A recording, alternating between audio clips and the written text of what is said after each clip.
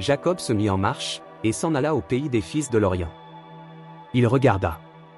Et voici, il y avait un puits dans les champs, et voici, il y avait à côté 3 troupeaux de brebis qui se reposaient, car c'était à ce puits qu'on abreuvait les troupeaux. Et la pierre sur l'ouverture du puits était grande.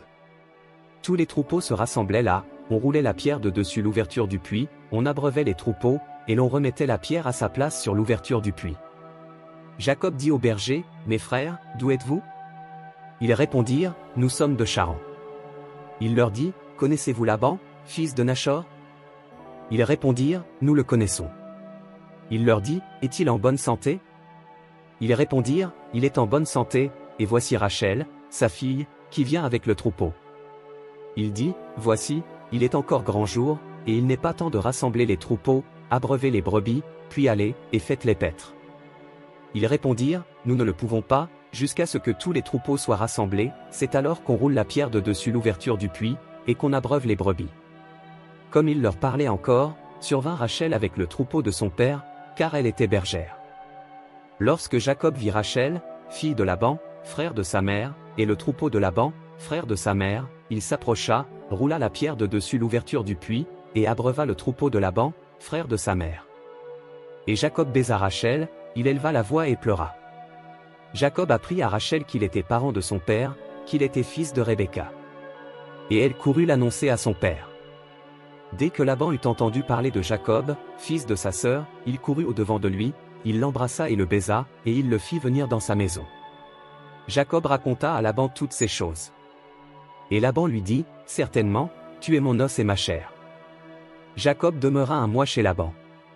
Puis Laban dit à Jacob, « Parce que tu es mon parent, me serviras-tu pour rien? Dis-moi quel sera ton salaire. » Or, Laban avait 2 filles, l'aînée s'appelait Léa, et la cadette Rachel. Léa avait les yeux délicats, mais Rachel était belle de taille et belle de figure. Jacob aimait Rachel, et il dit, « Je te servirai 7 ans pour Rachel, ta fille cadette. » Et Laban dit, « J'aime mieux te la donner que de la donner à un autre homme.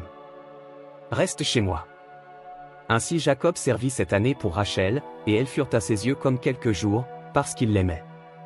Ensuite Jacob dit à Laban, « Donne-moi ma femme, car mon temps est accompli, et j'irai vers elle. » Laban réunit tous les gens du lieu, et fit un festin. Le soir, il prit Léa, sa fille, et l'amena vers Jacob, qui s'approcha d'elle. Et Laban donna pour servante à Léa, sa fille, Zilpa, sa servante. Le lendemain matin, voilà que c'était Léa. Alors Jacob dit à Laban, « Qu'est-ce que tu m'as fait? N'est-ce pas pour Rachel que j'ai servi chez toi? Pourquoi m'as-tu trompé » Laban dit, « Ce n'est point la coutume dans ce lieu de donner la cadette avant l'aînée. Achève la semaine avec celle-ci, et nous te donnerons aussi l'autre pour le service que tu feras encore chez moi pendant cette nouvelle année. » Jacob fit ainsi, et il acheva la semaine avec Léa, puis Laban lui donna pour femme Rachel, sa fille. Et Laban donna pour servante à Rachel, sa fille, Bila, sa servante.